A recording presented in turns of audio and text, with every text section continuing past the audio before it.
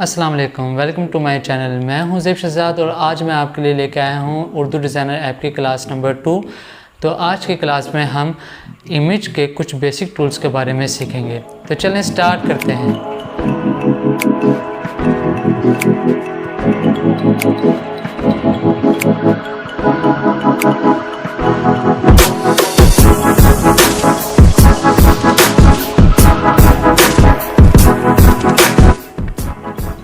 तो जैसे आप उर्दू डिज़ाइनर ऐप को ओपन करते हैं तो आपके सामने इस तरह का इंटरफेस आएगा।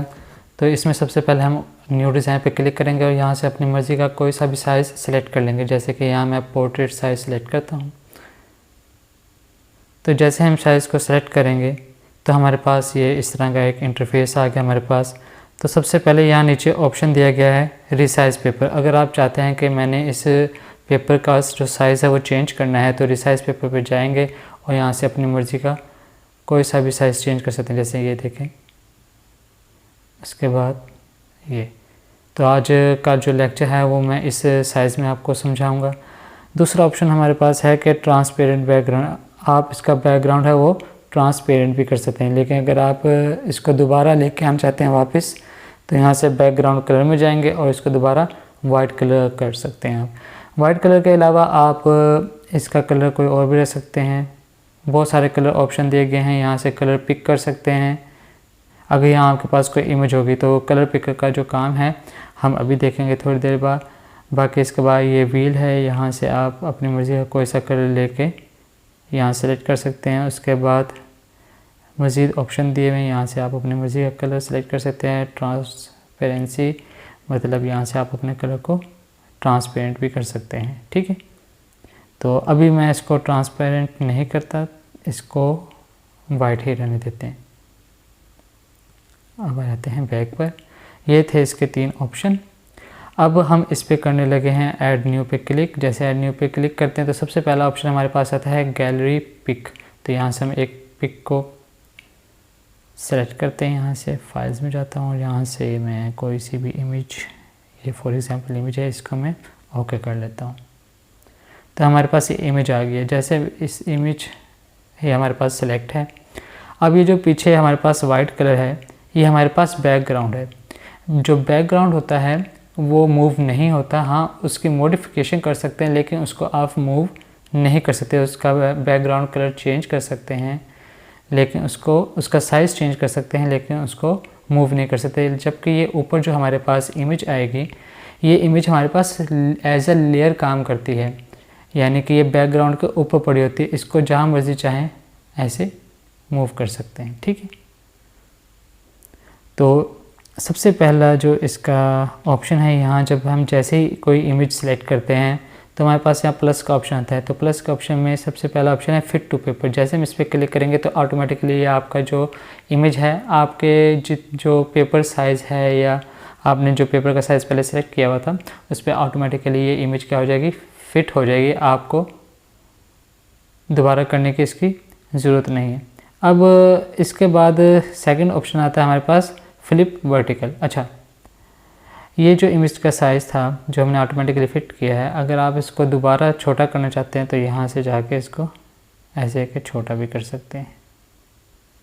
ठीक हो गया। अब सेकंड ऑप्शन आता है हमारे पास फ्लिप वर्टिकल। तो ये उलट जाएगी, दोबारा करना चाहते हैं ठीक हो जाएगी दोबारा। उसके बाद हॉरिजॉन्टल का फ्लिप करना चाहते हैं तो ये लेफ़्ट से राइट हो गई, अब ये राइट से लेफ़्ट हो जाएगी, यानी कि अपनी ओरिजिनल फॉर्म में आ गई। उसके बाद रीसेट रोटेशन, आप चाहते हैं कि ये ज़रा मेरी रोटेशन है वो ख़राब हुई है तो इस पर करते हैं, ये ऑटोमेटिकली सेट हो जाएगी। जैसे ये देखें, इस पर मैं क्लिक करता हूँ रीसेट रोटेशन तो ऑटोमेटिकली सिलेक्ट हो जाएगी। बाज़ औक़ात ये होता है कि हम ये ऊपर वाले ऑप्शन से अपनी इमेज को क्या करते हैं, रोटेट करते हैं। जैसे कि मैं करता हूँ और ये रोटेट गलती से ये इस तरह हो गई। ठीक है, ये मेरे से सीधी नहीं हो रही तो क्या करेंगे, प्लस पे क्लिक करेंगे। परेशान होने की ज़रूरत नहीं है। रीसेट रोटेशन पे क्लिक किया, ये ऑटोमेटिकली आपकी जो इमेज है वो बिल्कुल एग्जैक्ट जो होगी वो रीसेट हो जाएगी, बिल्कुल तिरछी टेढ़ी वगैरह नहीं होगी। उसके बाद नेक्स्ट ऑप्शन पे आता है लॉक मूवमेंट। जैसे हम इसको क्लिक करेंगे तो हमारी इमेज हो जाएगी लॉक हो जाएगी, बिल्कुल ऐसे जैसे कि बैकग्राउंड लॉक हो जाता है, उसको आप मूव नहीं कर सकते। अब जैसे मैं इसको मूव करने की कोशिश करूँगा तो ये मूव नहीं होगा। इसको अनलॉक करने के लिए दोबारा इस पर क्लिक करेंगे तो ये अनलॉक हो जाएगा और इसके बाद इसको जहाँ चाहें मूव कर सकते हैं। लास्ट जो है इसका ऑप्शन है वो है सिलेक्शन बॉक्स। सिलेक्शन बॉक्स का मतलब ये जितने भी आपको यहाँ सिलेक्शन बॉक्स पे आते हैं, ये जितने भी आपको यहाँ डॉट्स नज़र आ रहे हैं तो इसका गैप आप बढ़ा सकते हैं। यहाँ से ये देखें, आप चाहें तो कम भी कर सकते हैं, आप चाहें तो इसको बढ़ा भी सकते हैं। ठीक है, तो हम इसको छेड़ेंगे, जो प्री डिफाइन है पहले से हम वही रहने देते हैं इसका। उसके बाद इमेज में ये मैंने आपको बता दिया, प्लस के सारे ऑप्शन बता दिए। उसके बाद यहाँ से आप इसको रोटेट कर सकते हैं। अगर ये रोटेशन आपकी ख़राब हो गई है तो हम रीसेट रोटेशन करके इसको सीधा कर सकते हैं। उसके बाद अगर पिक्चर का साइज़ हमने छोटा बड़ा करना हो तो ये यहाँ से भी छोटा बड़ा इसको कर सकते हैं, या हमारे पास नीचे यहाँ ऑप्शन आ रही है वाला रिसाइज़ का, जैसे रिसाइज़ पे क्लिक करते हैं तो यहाँ से भी इमेज का साइज़ जो है कम और ज़्यादा कर सकते हैं। जैसे मैं इसको मज़ीद कम कर लेता हूँ, लेकिन ये थोड़ा सा स्लो काम करता है तो अक्सर औक़ात मैं इसी को यूज़ करता हूँ। को यहाँ से इमेज का साइज़ जो है वो छोटा बड़ा कर सकते हैं ऐसे। ठीक है, अब जैसे इमेज को सेलेक्ट करते हैं तो हमारे पास सबसे ऊपर यहाँ एक मेन्यू आता है, हम इसको डिस्कस करते हैं। तो सबसे पहले आता है हमारे पास थ्री डॉट्स वही है जो पिछले लेक्चर मैंने आपको बताया था, ये वो ऑप्शन हैं इसके। तो सबसे पहले आता है लेयर का ऑप्शन, क्योंकि अभी फ़िलहाल हमने बैकग्राउंड के ऊपर एक ही लेयर ली है, एक ही इमेज लिया है, तो ये हमारे पास लेयर एक ही शो होगी। अब जैसे कि इसकी अगर मैं डुप्लीकेट लेना चाहता हूँ तो यहाँ से मैं डुप्लीकेट पे क्लिक करूँगा, ये हमारे पास एक डुप्लीकेट लेयर आ गई।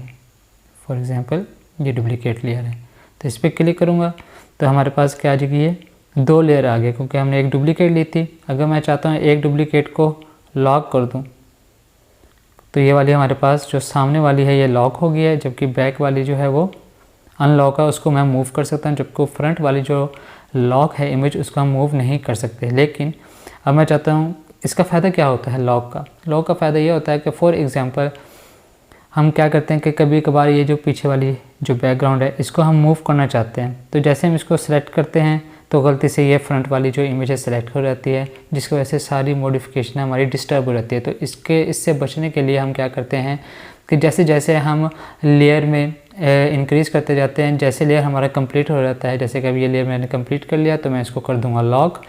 अब मैं अगली लेयर लूँगा तो उसके ऊपर जो मर्ज़ी मॉडिफिकेशन करूँगा तो पिछली वाली जो लेयर होगी वो डिस्टर्ब नहीं होगी, उसका साइज़ ना कम ज़्यादा होगा, ना उसके अंदर मज़ीद मॉडिफिकेशन होगी, क्योंकि वो बिल्कुल लॉक हो चुकी है। अब ये चाहता हूँ कि मैं ये वाली जो इमेज है ये फ्रंट पे लेके आना चाहता हूँ, तो ये कैसे होता है। अच्छा, सेकंड ऑप्शन है इसमें ब्लेंड का, तो ब्लेंड जो है मैं अगली क्लास में इसको डिस्कस करूँगा। तो थर्ड ऑप्शन है अलाइन का। अब अलाइन में काम क्या होता है, अलाइन में होता है जो पिक्चर या जो इमेज आपने सेलेक्ट की हुई है इसको आप लेफ़्ट राइट सेंटर में कर सकते हैं। सबसे टॉप पे आ गए, ये बॉटम में इमेज कर सकते हैं आप।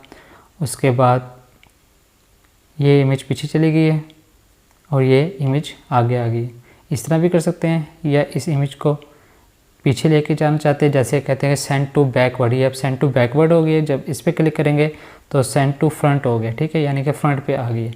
उसके बाद इसको फ्लिप कर सकते हैं, ये देखें राइट साइड पे, वही चीज़ जो यहाँ से हम हॉरिजॉन्टल और वर्टिकल के ज़रिए करते थे, तो ये काम यहाँ भी रिपीट हो गया। इसको उल्टा करना चाहते हैं तो उल्टा सीधा भी इस से कर सकते हैं। तो ये काम था अलाइन का, ठीक है। अब ये हमारे पास इमेज आ गई है फ्रंट पे, और पिछले वाले को अगर अनलॉक करना चाहते हैं तो इसको अनलॉक कर सकते हैं, अगर दोनों को लॉक करना चाहते हैं तो लॉक भी कर सकते हैं, ठीक है। इसके बाद लेयर में ये ऑप्शन दिए हुए हैं कि फ़िल्टर आप चेंज कर सकते हैं, अगर सारे लॉक करना चाहते हैं सारे लॉक कर दे, सारे अनलॉक करना चाहते हैं सब अनलॉक कर सकते हैं। अब जैसे मैंने एक इमेज लॉक कर दी है तो मैं चाहता हूँ इसको हाइड कर दूँ, तो ये इमेज हमारे पास गायब हो जाएगी, और अगर मैं इसको अनहाइड करना चाहूँ तो ये अनहाइड हो सकती है। उसके बाद सारी इमेज को सेलेक्ट करना है तो सारी इमेज को सेलेक्ट कर सकते हैं, लेकिन वही सिलेक्ट होती है जो अनलॉक होती है, तो मैं इसको अनलॉक कर देता हूँ। उसके बाद सिलेक्ट ऑल करूँगा तो ये सिर्फ उसी को सेलेक्ट करेगा जो कि अनलॉक होंगी। बाकी अगले अपकमिंग जो लेक्चर्स हैं उसमें मैं आपको बताऊंगा कि ग्रुप, मास्क, क्लिप आर्ट ये क्या क्या होता है, इसका फर्दर यूज़ हम नेक्स्ट क्लास में पढ़ेंगे। तो फ़िलहाल अभी इसको दोनों को अनसेलेक्ट करते हैं, एक को लॉक कर देता हूँ, एक पे हम काम करते हैं, ठीक है। उसके बाद है अलाइन के बाद होता है नेक्स्ट ऑप्शन मूव का। मूव का इस ऑप्शन का फ़ायदा ये होता है कि अब जैसे ये इमेज है, यहाँ से माइनर से अगर हमने मूव करना हो ऐसा ऐसा, तो हमसे क्या होता है, ये इमेज होती है, जैसे मैं ये मूव कर रहा हूँ राइट साइड पे, तो राइट साइड पे तो मूव हो रही है, लेकिन ये अपनी पोजीशन ऊपर से खो रही है। देखें, ऊपर से हिल रही है इमेज। जैसे मैं जाऊँगा तो ये थोड़ी सी ऊपर नीचे होगी। तो इससे बचने के लिए हम क्या करते हैं, इस मूव टूल का इस्तेमाल करते हैं। इससे क्या होगा, ये बगैर किसी ऊपर नीचे अपनी पोजीशन को चेंज किए सिर्फ राइट साइड पे जा रही है। अगर मैं इसको ऊपर लेके जाऊँ तो सिर्फ ऊपर जा सकते हैं। इससे ये होता है कि जो माइनर सी मूवमेंट है वो बिल्कुल एक्यूरेट और बिल्कुल अच्छी फिनिशिंग में होती है। ठीक हो गया। तो ये इसके ऑप्शन थे। बाकी इसके ये देखें, इसको रोटेट कर सकते हैं यहाँ से, और ये यहाँ। उसके बाद ये अनडू का ऑप्शन है। अगर आप पिछले स्टेप में जाना चाहते हैं तो अनडू कर दें, तो पिछले स्टेप में आ जाएगा। बाकी ये सेव है, मैंने आपको सेव की सेटिंग के बारे में बताया था कि हर 1 मिनट के बाद हमारी जो जितनी भी एडिटिंग है वो ऑटोमेटिकली सेव होती जाएगी, हमें बार बार सेव करने की ज़रूरत नहीं पड़ेगी। अब इसके बाद क्या करते हैं, पिछली इमेज जो है हमारे पास, इसको हम करते हैं अनलॉक। अनलॉक करने के बाद इसको कर देते हैं सिलेक्ट। अब ये फर्स्ट ऑप्शन है तो डिलीट, इसको कर देते हैं डिलीट। अब इस पर क्लिक करते हैं। तो अभी तक हमने सिर्फ ऊपर वाले ऑप्शन को डिस्कस किया था। अब हम चाहेंगे नीचे जो इसका अपना फॉर्मेट है, ये तो बेसिक टूल्स हैं, ये इसका इमेज का अपना फॉर्मेट है। तो इसमें हम क्या सीखेंगे, सबसे पहला ऑप्शन होता है डिलीट का। जैसे डिलीट पे क्लिक करेंगे, यहाँ से रेड के बटन पे क्लिक किया तो ये इमेज हमारी क्या हो जाएगी, डिलीट हो जाएगी। उसके बाद दूसरा ऑप्शन है हमारे पास रीसाइज़ का। यहाँ से हम क्या कर सकते हैं, प्लस पे क्लिक करेंगे तो साइज़ इसका इंक्रीज़ होगा, माइनस करेंगे तो डिक्रीज़ हो जाएगा इसका साइज़। सेकंड ऑप्शन है हमारे पास बॉर्डर का। तो जैसे हम बॉर्डर पे सेलेक्ट करते हैं तो यहाँ देखें गौर से, आपके पास ये ग्रीन रंग की आउटलाइन शो हो गई है।